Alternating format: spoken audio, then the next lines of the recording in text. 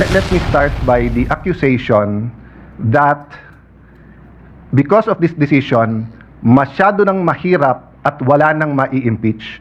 So may I ask Senator Marcoleta if he would give me the honor of asking him a few questions and allowing me to interpolate on 2 or 3 topics. The first one is whether or not naging imposible na mag-impeach under this decision. The gentleman may proceed if Senator Marcoleta will so allow it.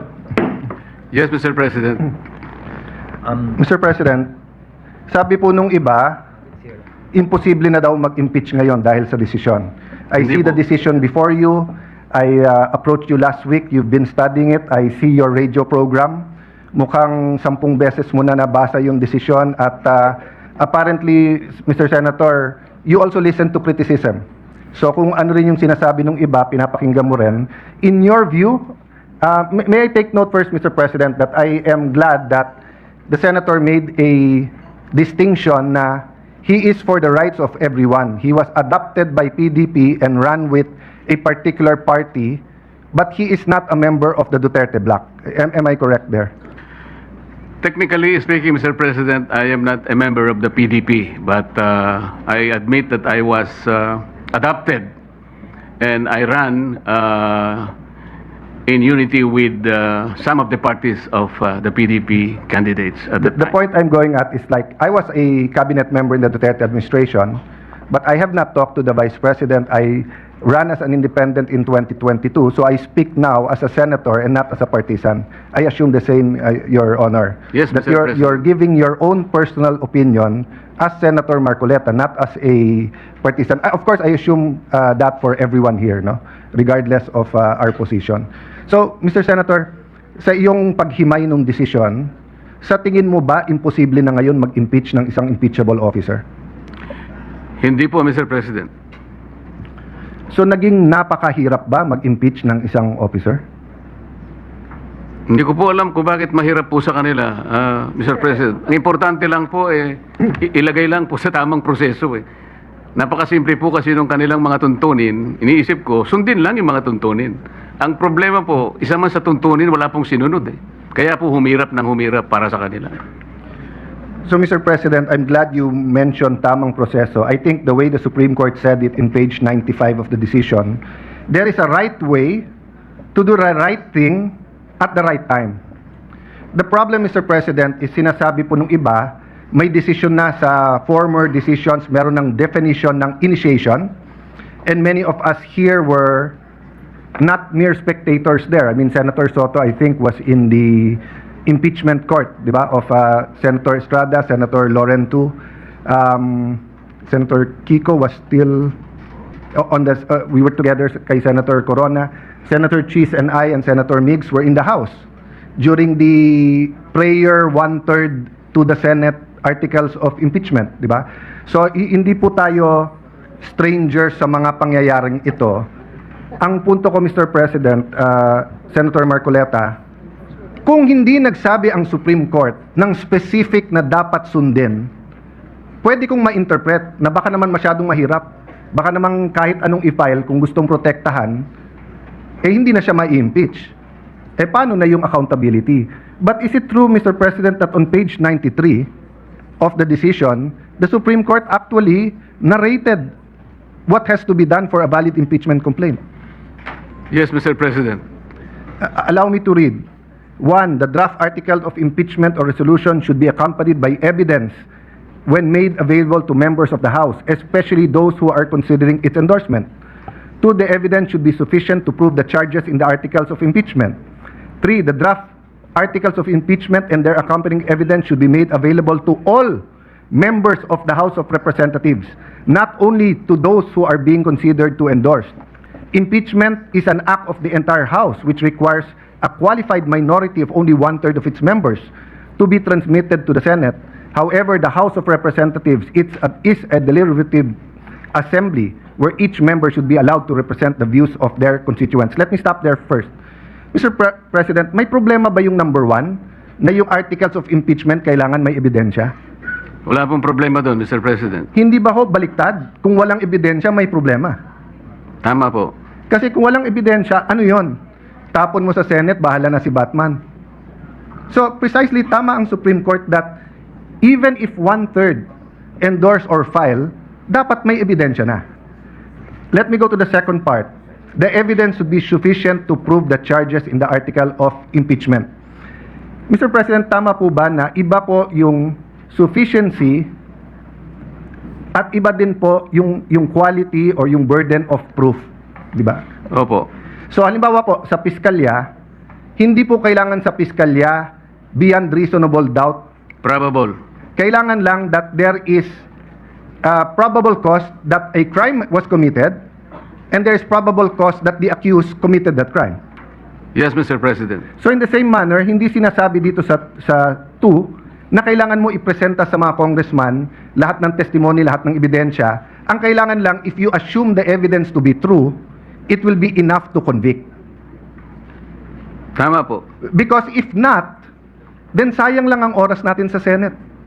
Kung may articles of impeachment ka, walang ebidensya or may ebidensya pero yung ebidensya is not sufficient to prove the charges, either the Senate will be a kangaroo court and convict without evidence or we will be wasting our time. So wala rin problema sa number 2, Mr. President. Wala po, Okay. Mr. President. Number 3, ang sinasabi lang ng number 3, kahit na pumirma yung 1/3, kailangan ipakita pa rin sa lahat ng Kongreso. Isa po sa hinanakit po yun nung bata ako dahil ako po'y payat nun at hindi katangkaran.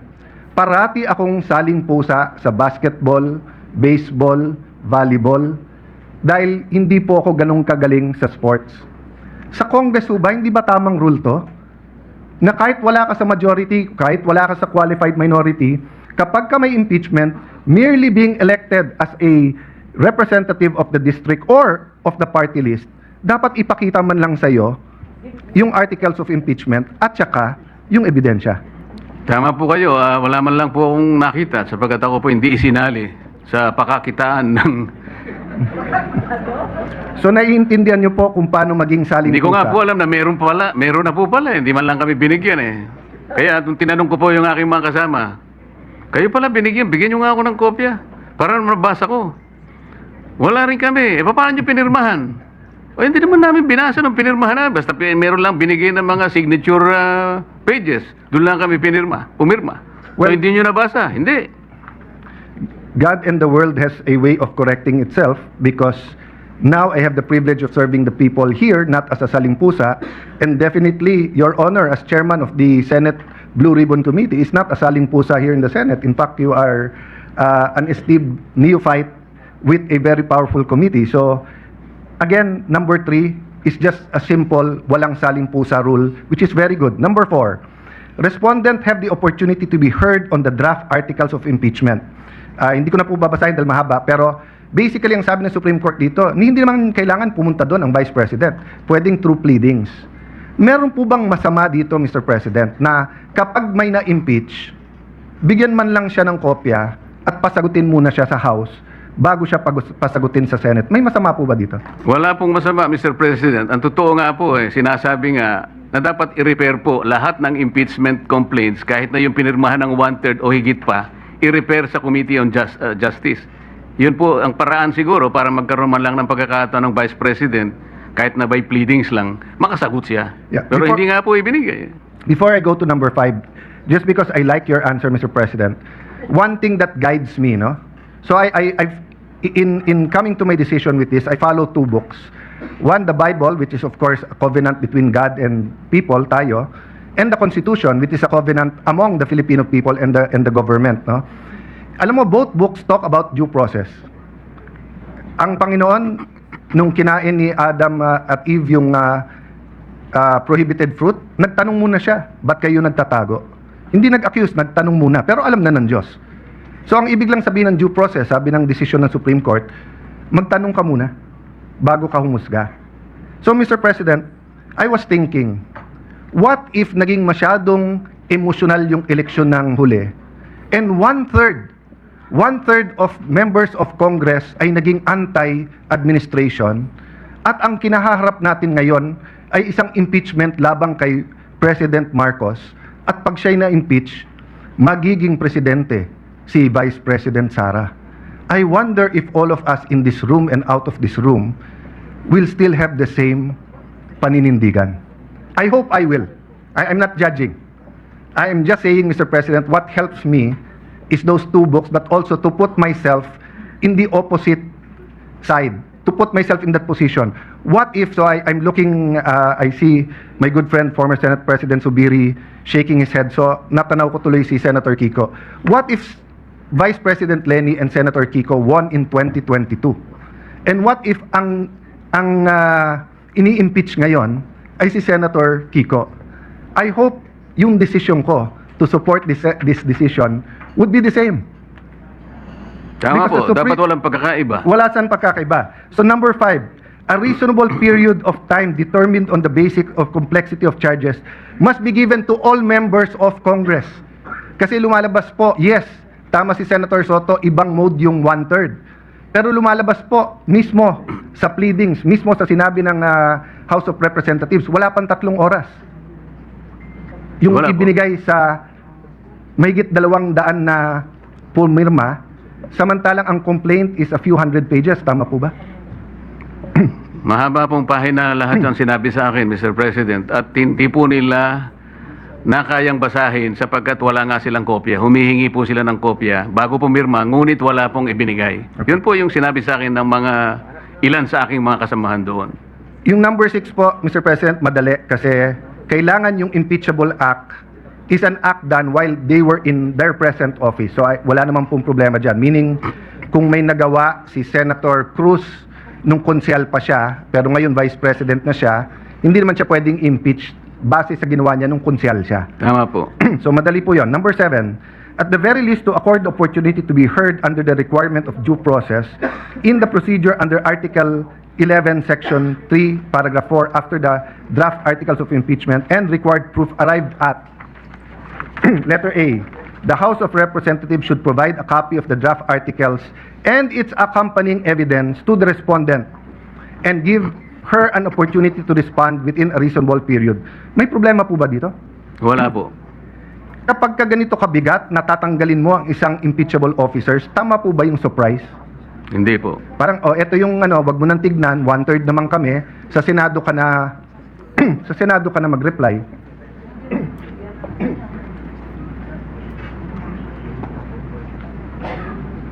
Letter B simply states that all members, again, it's the walang saling pusa. So, Mr. President, in other words, it is not true that it is now too difficult. Sundin lang yung page 93, 94, whether it's February 6 for the Vice President or if anyone wants to file an impeachment against anyone, magagawa to at any time. Tama po, Mr. President. Let me reverse my question, Mr. President. Dapat ba maging madali mag-impeach ng isang officer? I'm asking, of course, your opinion that I value, Mr. President. Depende po sa ini-impeach na opisyal. Pero kinakailangan po hindi dapat magmadali. Kaya dalawa po kasing bagay yun eh. Kailangan po siyang mapagbigyan ng due process niya at gaano man po karami yung ebidensyang inaharap sa kanya. Bigyan natin siya ng pagkakataong makasagot. So maaari pong mahirapan ng konti, tumagal ng konti. Ngunit kailangan po natin ibigay lahat ng proseso sa ini-impeach at sa mga nag-i-impeach. I value your answer on due process, Mr. President, and that's my second point. But if you would just also accept, or maybe I can put on record, I'm of the personal view, hindi dapat maging madali mag-impeach ng isang impeachable officer. Bakit po? Unang-una, iilan lang po sila sa ating bansa.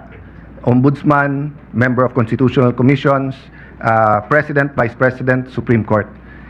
Hindi dapat madali dahil it's an extraordinary remedy in extraordinary circumstance not to penalize them, but para protektahan ng ating bansa at para nga po alisin sila sa equation if they will damage our country. So, the difference po with this impeachment sa iba, at least the impeachment of President Estrada, President Arroyo, and again, may I be sensitive especially to my friends here, no, who are of that administration, was with us, against us, or like Senator Jinggoy and Senator JV. Yung feeling kasi doon is that if there was another day na hindi na impeach, magagamit yung opisina na yon kasi presidente pinag-uusapan. Ganon din sa Chief Justice, na habang nandun ka, ma-impluensyahan mo yung korte. Pero pag pinag-uusapan mo Vice President ngayon, wala naman siyang hawak na departamento. Wala siyang hawak na agency. Wala namang police, militar, NBI, Coast Guard, whatever under sa kanya. Yes, we should hold her accountable kung may ginawang mali. Dapat impeach pag may ginawang mali. Pero it's not true that today and tomorrow matters that much. Because wala naman siyang opisina na magagamit not only to cover her tracks or to damage the country, di ba? In fact, I doubt kung walang perpetual disqualification yan, baka iba ang suma natin ngayon. But I don't want to go to the political aspect. The point I want to make, Mr. President, is para tayong nag-Goldilocks, pag gusto natin yung i-impeach natin, so nung time na yon na gustong impeach si President Erap, padaliin natin. At kung hindi, walk out tayo. Oh. Kung kakampi mo si GMA, pahirapan natin. Kung kakampi mo si Duterte, pahirapan natin. Di ba? So, in that point, I see why the Supreme Court, they made a statement Nag-statement sila about history. Sabi ng Supreme Court, ito po, sa page 94, we understand our history. We have learned that in the past, momentary desires to do what is convenient and concede means to ends have inadvertently created precedents that weaken the succor of law for those who dissent, or those that are society's margins, or those who have fallen out of grace from the powers that be. We have learned that the clash of political interests in the past, often disguised by noble intentions, have obscured the need to address the real problems of corruption, inequality, poverty, and disempowerment faced by our people. Kung ito lang po ang sinabi nila, Mr. President, sasabihin kong hindi ba namumulitika yung korte? But sinabi nila to after page 93 na iniisa-isa nila paano mo i-impeach eh. So parang ang tinuruan na ang Senado at saka House, gusto nyo impeach ang Vice President o sino man, sundin nyo lang to, wala na kayong problema. So I think in that sense, Mr. President, it's a balanced decision. Ang question, Mr. President, yung tanong ni Senate Minority Leader, former Senate President Soto, operative fact, Mr. President. Mr. President, may I venture to answer the question of Senator Soto nung tinanong niya, ano to? Diba? Ano to yung nag-robe, etc. Nasagot na po kasi ni Sara Geronimo yon. Nung sinabi niya kay Coco Martin, there was never an us. There was never an us. Sinabi kasi ng Supreme Court na void ab initio to. But I have a reason, Mr. Minority Leader, former Senate President, and Senator Ping, why I bring this up. Because I agree with Senator Ping na ano ang i-dismiss natin. Because ang sinasabi ng Supreme Court, and that goes to my last point, for your consideration, Senator Marcoleta, sabi ng Supreme Court, there was never an us, ibig sabihin, void ab initio. So wala tayong i-dismiss. So theoretically, if we do not do anything today, we are following the Supreme Court decision. Except, yeah, that's why I'm agreeing with you. So agree with me when I'm agreeing with you, Mr. Senate President and Senator Ping. However, human nature is that if we do not do anything, people will say it's pending. And we do have the 1 year, one filing bar. So the Constitution did not intend that every single day of your life as ombudsman, as vice president, may nakatutok sa yung impeachment. So it is also fair to the vice president that we dispose of this. The question now is, if it is void ab initio, why did the Supreme Court not apply the doctrine of operative fact? In my research, two reasons. One, hindi po bringing up ng House of Representatives ito. Bringing up po to ng House of Representatives later on in the MR. Number two, there is a rule that kapag ka magkakaroon ng injustice or may ma-oppress, hindi pwede yung operative fact. So since my finding, please correct me, Senator Marcoleta, if I'm wrong. Since my finding po ang Supreme Court na sinircumvent yung 1 year bar, hindi ka ngayon pwede mag-operative fact kasi para mo ni-reward ngayon yung circumvention. Am I correct sa Yes, Mr. pagkaintindi? President, because the doctrine of operative fact is based on equity and fairness. Wala pong equity talaga eh. hindi po sinunod ang mga tuntunin. So, sa umpisa pa lang, nagpalusot na, kaya hindi po pwedeng gamitin yung operative fund. I see former Secretary Jeremiah Bellica in the crowd. Sa ease of doing business na si Majority Leader and si Senator Ping, I think, were the sponsors, di ba, or the authors of the law. I don't know kung, ang alam ko, covered ang Congress dun eh. So, kapag ka 10 days, at kasi ministerial yung sabi ng Supreme Court eh. Kapag ka nag-file ka ng impeachment, yung 10-day, 3-day, ministerial yon. So, even if you do not consider it archived, if you apply the ease of doing business law that Secretary Jeremiah Bellica used to very much push in government, you would come to the same conclusion. My point is, Mr. President, we'll never come out with a perfect decision. People will disagree. That's why I agree with the statement of the IBP na ang kailangan sa Constitution ay hindi agreement, kung hindi adherence. The North and South of the United States did not agree on slavery. That's why they fought a civil war. Because they had to see who will adhere to this Constitution, who will treat this piece of paper as a living soul and a covenant of this country rather than just a piece of paper. And grabe po ang devastation sa United States. Buti po tayo nagdidebate lang. Buti po tayo yung dugo ng ating mga bayani ay minsan lang po hinalay at ngayon nagdidebate na lang tayo sa desisyon na to. Pero kung hindi natin susundin ang Supreme Court decision and we will court a constitutional crisis, we will tear the Constitution apart. Because, Mr. President, this is going to second to the last question. May option ba tayo not to follow the Supreme Court? Wala po, Mr. President. So it's for academic discussion and for criticism, for enlightenment, and trying to influence the court na masama decision nyo. In accordance, I respect the opinions for those who think na masama yung decision. But in actuality, as an institution, we have to follow, hindi po ba? Tama po, Mr. President. Is the gentleman a member of the Commission on Appointments? Wala pa po yatang ini-elect. Hindi, kasi may decision ng Supreme Court kung paano hati-hatiin yung membership ng CA.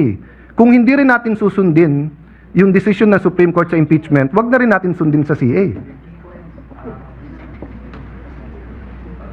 What about sa sweldo ng mga senador? Di ba, sabi sa konstitusyon, sa mga batas, hindi tayo pwede magpasa ng batas na makikinabang tayo. Tama po yun. So kung disagree tayo, wag na rin natin sundin dahil mas mataas na sweldo yon. Kailangan po kasi palagi nating isasaalang-alang kung anong sinasabi ng desisyon ng Korte Suprema at hindi yung sarili po nating nilalayon o sarili nating interes. Correct po ba? Especially when we disagree. Madali kasi magsang-ayon pag we agree eh. Tama po. Maraming magsasabing nag-uusap tayo through microphone but we agree on many things. But mas mahirap when we disagree.